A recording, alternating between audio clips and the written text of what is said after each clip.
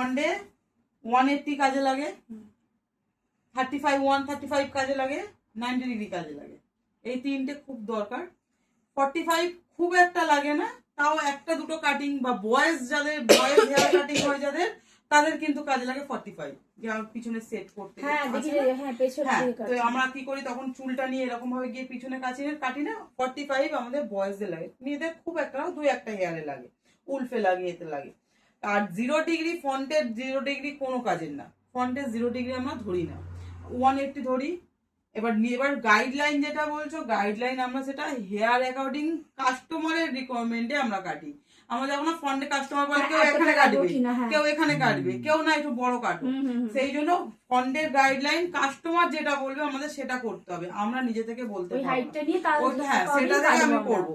customer বললো আমার এখানে কাটবে, এখানে কাটলাম, এর অ্যাকর্ডিং আমি এবার 35